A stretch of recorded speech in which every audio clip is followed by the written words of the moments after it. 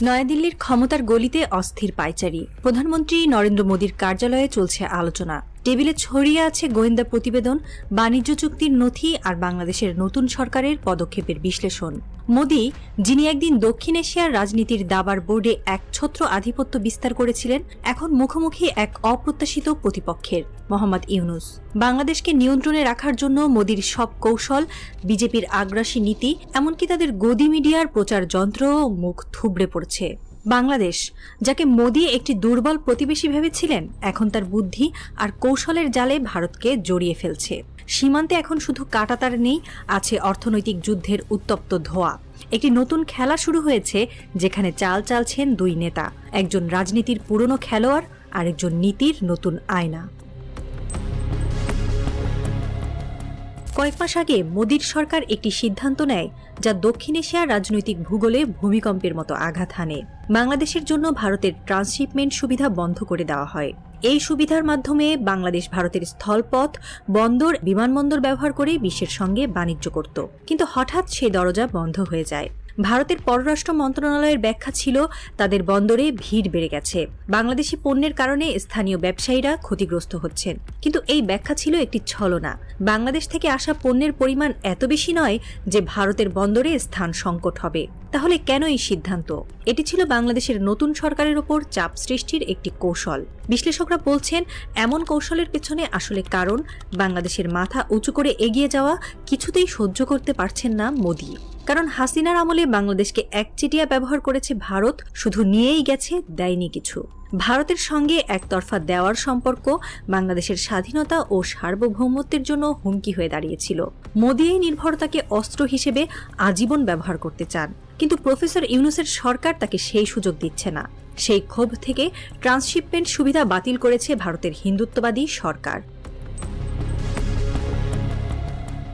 মোদীর এই আঘাতের জবাবে বাংলাদেশ নীরবে কিন্তু দৃঢ়ভাবে পাল্টা আঘাত হানে। তারা ভারত থেকে বেশ কিছু পণ্যের আমদানি নিষিদ্ধ করে, যার মধ্যে ছিল সুতা, বাংলাদেশের পোশাক শিল্পের প্রাণ।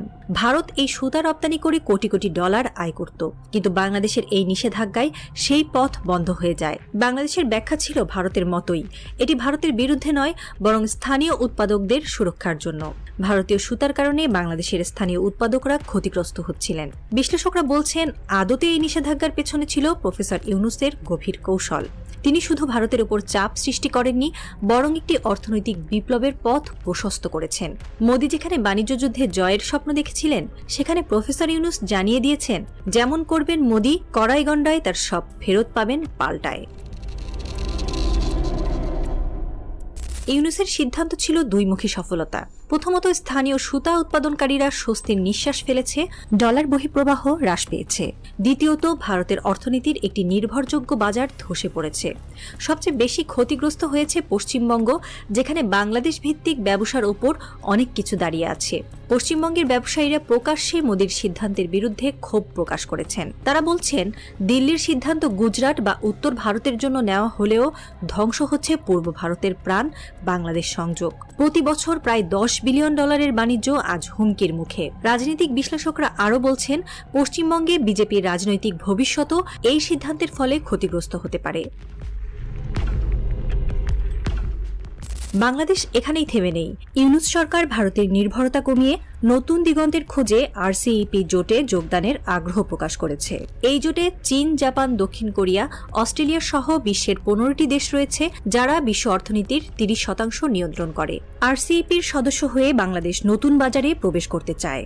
এতে ভারতের উপর একক নির্ভরতা কমবে এবং বাংলাদেশ একটি বৈচিত্র্যময় বৈশ্বিক চেইনের অংশ হয়ে উঠবে। ইউনূসের এই উদ্যোগে চীনেরও নীরব উৎসাহ আছে বলেই ধারণা করছেন বিশ্লেষকরা। দক্ষিণ এশিয়ায় ভারতের একছত্র আধিপত্যে চীনের দীর্ঘদিনের বিরক্তি এই সমীকরণে নতুন মাত্রা যোগ করেছে।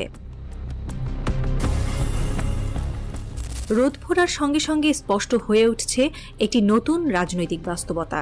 ইউনূস মোদীর কৌশলগুলো একে একে নিষ্ক্রিয় করে দিয়েছেন। শেখ হাসিনার ছায়া সরিয়ে তিনি বাংলাদেশকে দিয়েছেন একটি নতুন পথ, নতুন কূটনৈতিক দৃষ্টিভঙ্গি। ভারত বাংলাদেশের বাণিজ্য যুদ্ধের পরবর্তী অধ্যায় কি হবে তা এখনও অজানা। তবে একটি সত্য ইতোমধ্যেই ইতিহাসে লেখা হয়েছে, বাংলাদেশ এখন আর কারো অনুকম্পায় চলে না। তারা নিজের পথ নিজেই খুঁজে নিচ্ছে। নতুন অর্থনীতির কারিগর প্রফেসর ইউনূস হয়তো এক নতুন দক্ষিণ এশিয়ার গল্প লিখছেন, যেখানে বাংলাদেশ শুধু অনুসরণ করে না, নেতৃত্ব দেয়।